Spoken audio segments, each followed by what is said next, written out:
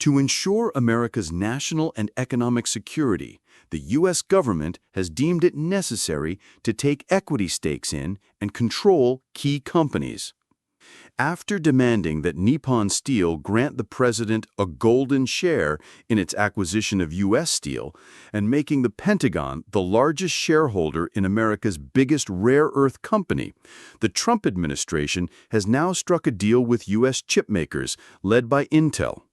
The deal requires these companies to hand over 15% of their revenue in exchange for permission to export chips to China. Furthermore, there are reports that the government is in talks to trade CHIPS Act subsidies for equity in these companies. These signals have left American capital deeply unsettled. When covering these developments, the U.S. media has consistently commented with a worried tone, calling Trump's moves a mistake that is putting America on the path to nationalization and will likely make America less great. However, Trump's Commerce Secretary Howard Lutnick publicly confirmed on August 19th that the government is indeed taking stakes in what it deems to be key enterprises.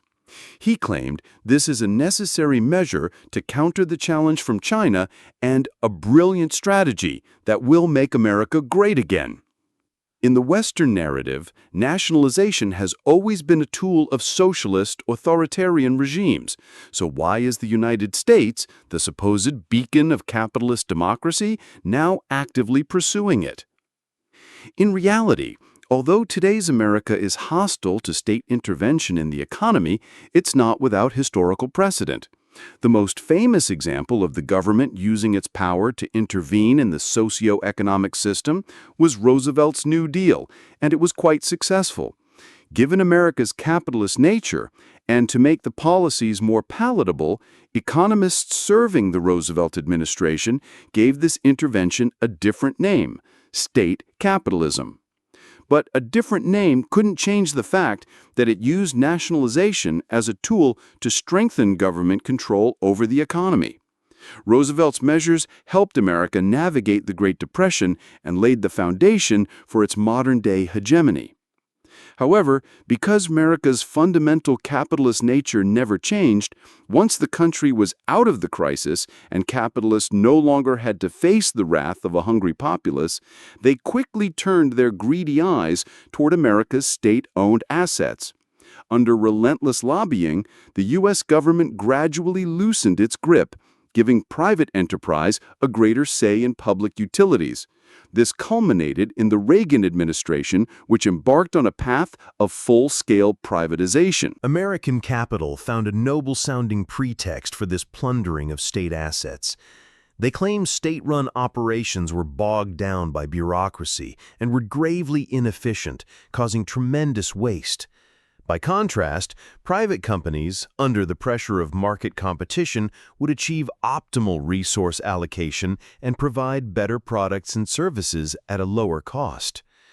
In their telling, the government's privatization reforms weren't about letting capital swallow state assets, but about allowing capital to better shoulder national responsibilities and contribute to the country's development. Later facts proved that after the government outsourced public services, government spending actually increased, while the quality of services plummeted. But because the Reagan administration creatively pioneered a new model of debt-fueled growth, mortgaging the future to make the economy look prosperous, the public didn't notice the problems, and instead came to revere privatization. The collapse of the centrally planned Soviet economy, which had failed to escape its own economic stagnation in the 1980s, further convinced Americans that privatization was indeed superior to state ownership. However, lies are eventually exposed. The true purpose of privatization is to facilitate monopolies for greater profit. As the degree of monopolization in American society increased, the share of the economic pie available to ordinary people steadily shrank. For a time, Americans didn't feel this because the U.S. used its hegemony to extract vast wealth from other countries, which was enough to satisfy capital's appetite with even a few crumbs left over for the common person. But capital's appetite grows with its size, while U.S. hegemony is slowly depleted with each use. The ability to harvest wealth from the world was bound to weaken. Inevitably, the day came when the spoils of empire could no longer satisfy the demands of capital. At this point, capital cast aside any notion of countrymen and began to treat the American public as another resource to be exploited. With the bursting of the financial bubble in 2008, the illusion of universal American prosperity could no longer be maintained.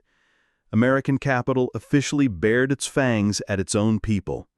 At their urgent demand, the U.S. government spent trillions of dollars to bail out the massive financial sector.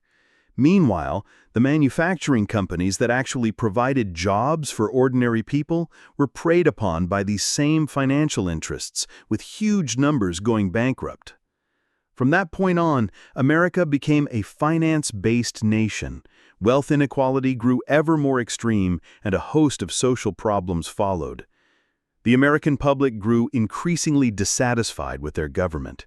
In response, the government chose not to fix the situation, but to redirect the blame externally, while allowing capital to intensify its exploitation of the working class. What they failed to realize was that America faced not only internal problems, but also international competition. In the 2 decades after the collapse of the Soviet Union, the U.S. was unbeatable on the world stage because its national power was overwhelmingly superior to that of any other country. The foundation of that national power was its manufacturing base. To be sure, compared to developing nations that had never fully industrialized or other Western nations that had also deindustrialized, the U.S. was still in a much better position. But there was one other country in the world that had stuck to the socialist path, continuously liberating and developing its productive forces: China. As one rose and the other fell, China surpassed the U.S. in 2010 to become the world's largest industrial nation. What was particularly alarming for the U.S. was that China not only dominated low-end industries, but was also using the capital accumulated from them to constantly upgrade and optimize its industrial structure. The U.S. tried to suppress China, but it failed due to public demand for Chinese products, capital's reliance on the Chinese market, and the fact that its military no longer held overwhelming superiority. As China continued to rise, the U.S. found it increasingly difficult to reap the benefits of hegemony as it once had, which only accelerated its domestic conflicts. While America could propagandize that everything is China's fault, as long as it couldn't defeat China in the international arena, its internal conflicts were bound to explode sooner or later. The U.S. government wasn't completely oblivious to this. As early as 2009, it proposed a reindustrialization strategy, attempting to restore the glory days of the 1940s and 50s when America was the world's factory.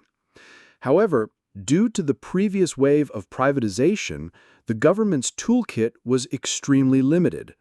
It could basically only use subsidies to attract capital.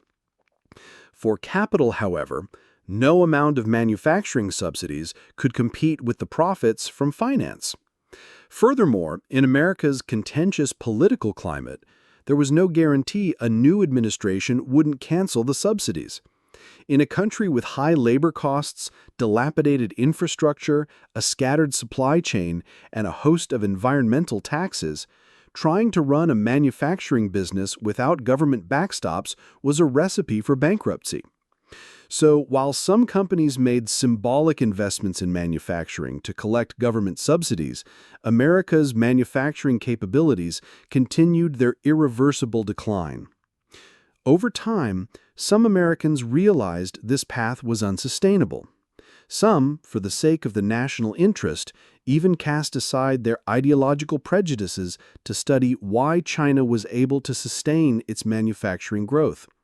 Starting in 2018, a number of American scholars began publishing articles praising China's success in industrial policy and calling for the U.S. government to learn from it.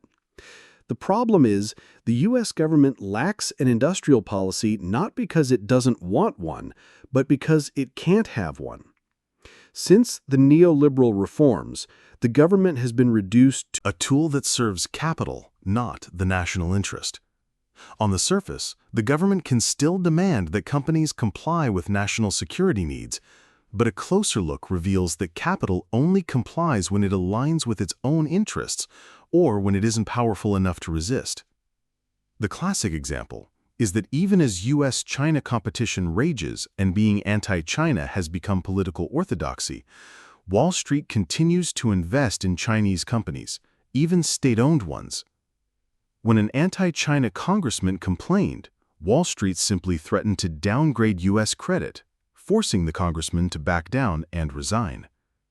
The establishment has long accepted its powerlessness against capital and has given up trying to counter it. But Trump, who rose to power on a populist wave, is willing to give it a try. After his first-term attempts to guide manufacturing back using existing policy tools failed, Trump 2.0 has started pursuing nationalization in sectors he deems critical. First, he demanded that Nippon Steel give him a golden share in its acquisition of U.S. Steel, granting him veto power over company decisions. Then, using the pretext of a rare earth crisis caused by China's export controls, he had the Pentagon invest $400 million to become the largest shareholder in MP Materials, America's top rare earth producer. Most recently, he leveraged U.S. chip companies' desire to access the massive Chinese market, demanding they hand over 15% of their revenue for an export license, a system that looks remarkably like the profit remittance system of China's state-owned enterprises. Now, there are rumors that the government is negotiating with Intel to trade CHIPS Act funding for a 10% stake in the company. However, as long as the United States cannot fundamentally change its economic structure, which is dominated by monopoly capital, all these efforts are at best treating the symptoms and not the underlying disease. And it's not even certain they will succeed at doing that.